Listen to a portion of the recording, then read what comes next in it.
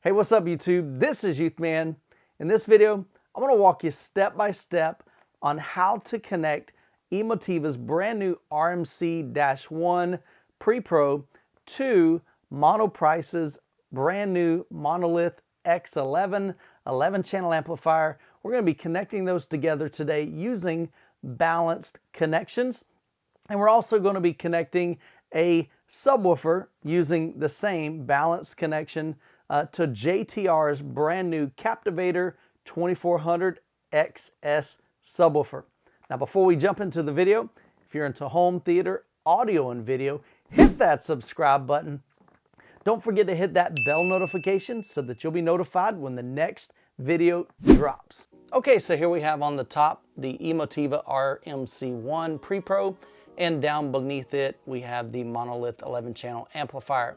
And so we're going to be hooking this up and connecting these two using what we call balanced connections. And so right here, these are called XLR. And so I picked up some cables from a company called GLS. I've used their banana plugs before and really liked them. And so I wanted to give these a shot. And so basically you'll see on one end we have a female end, and then on the other we have a male end. And so you can only connect this one way. So it makes it really, really simple. And another great thing on the RMC-1, each one of these are labeled. Even though you can assign them however you want in the menu, it makes it really convenient when you're trying to connect it to an amplifier when these are labeled. And right down here you can see on the Monolith 11 channel, those channels are also labeled. Now, before we start connecting anything, anytime that you have an amplifier that has both what we call balanced and unbalanced. So the unbalanced would be these RCA connections. So for each channel, you can see on the Monolith, you have the choice of using either balanced or unbalanced. So we're not going to be using the unbalanced because we don't even have unbalanced up here. But we just need to make sure that on the amplifier, right here, you can see it says XLR or RCA. So we're going to be using these XLR. So make sure all of these toggle switches are set to XLR. If you have it set to RCA, you're not going to get any sound once you get this connected. And so now what we need to do is start connecting the Emotiva to the XLR, and we'll just go through each channel.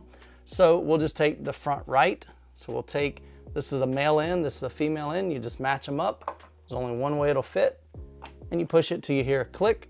And so that's the front right. So we're going to come over here to the front right, connect that.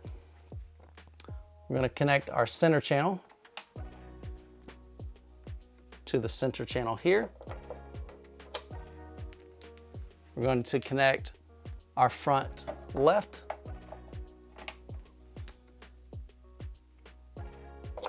to the front left right here. We're going to skip the wide channels because I don't have wide channels in my theater. So we're going to go to the surround right.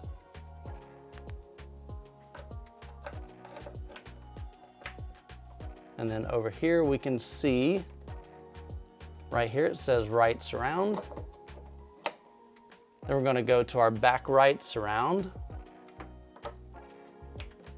And that one is right here, it says right back.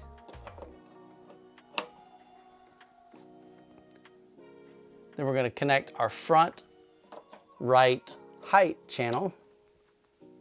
And so that one is going to be right here. It says right height 1. And now we're going to connect the rear right height to the rear height 2. So now we're going to connect the left channels. So we're going to skip the wide channel because I don't have those. So we're going to do left surround, connect it to left surround on the amplifier. We're going to connect the left back to the left back. Then our left front height, which is my Atmos channel. So that's the left height 1. And lastly, our left right height to the left height 2. Okay, and then the only other one we need to connect is to our subwoofer. And so right here on the Emotiva, we have several different things that you could configure this to. And again, you can assign these however you want. It just kind of is very helpful that we've got these labeled. So it doesn't matter which one we're going to use, but I'm just going to go ahead and use this right sub.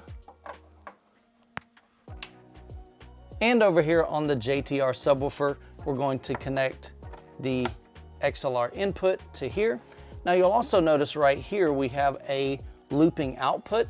And so some subwoofers allow you to daisy chain multiple subwoofers.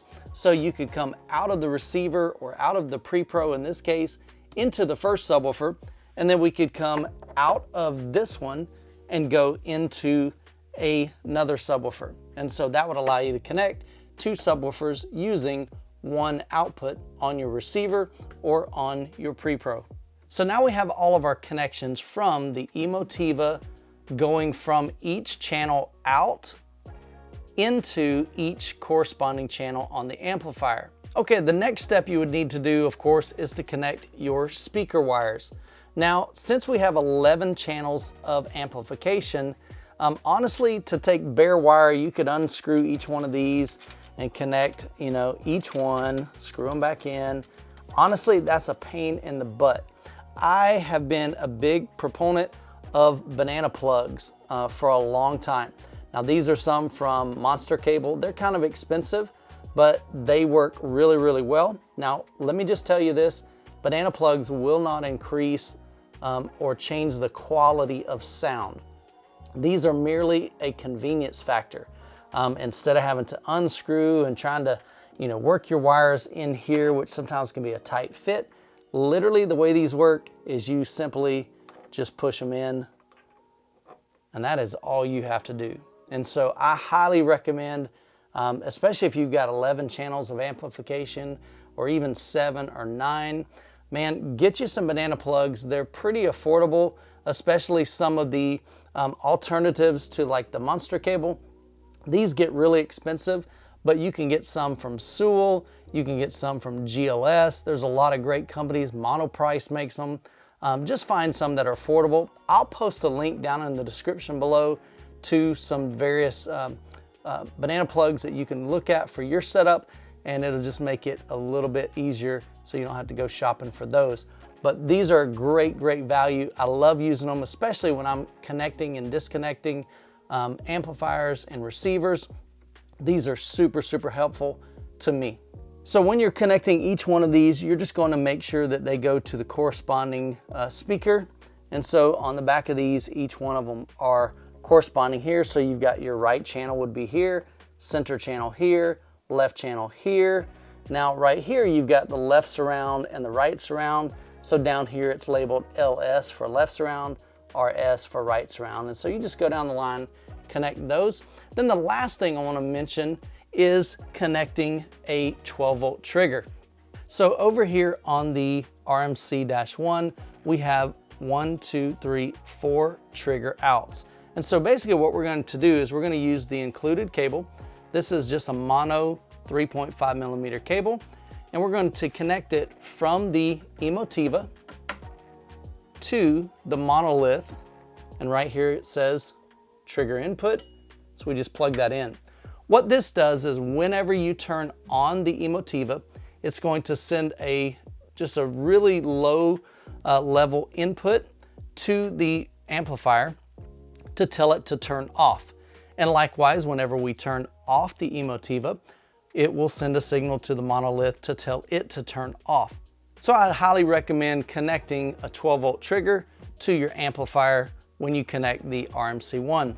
Now in my setup, I'll be connecting a PS4, so I'll be using a HDMI input. I'll also have an Apple TV, which will use another HDMI input. Then I'll also connect a Pioneer UDP LX500 Blu-ray player, and that will be connected to another HDMI. And then I'll come out of the HDMI here going to my projector. So now you can see it's really not difficult at all to connect a pre-pro to a dedicated amplifier. Now I also want to share with you that you can do the same thing with a receiver. And so if you don't have separates, and you have a receiver which has a pre-pro as well as amplification in it, but you want to add extra power to your setup, if your receiver has pre-outs on the back of it, just look and see if it says pre-outs. It should have one for each channel.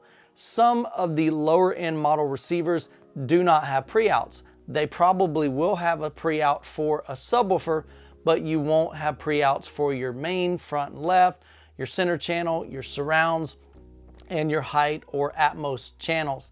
And so, but if you do have that, it works the same exact way. There are no settings in the receiver that you'll need to turn on. Those pre-outs are always hot, so you just plug them in. Now, most of the time, pre-outs on a receiver are going to be RCA, and so you won't have balanced XLR outputs. You'll have just the standard unbalanced RCA. So guys, hopefully you found this video helpful. If you did, smash the like button. And if you haven't seen the unboxing and overview of the Monolith X11 as well as the RMC-1, go ahead and check out those videos. And as always, you guys be blessed, and we'll catch you in the next video.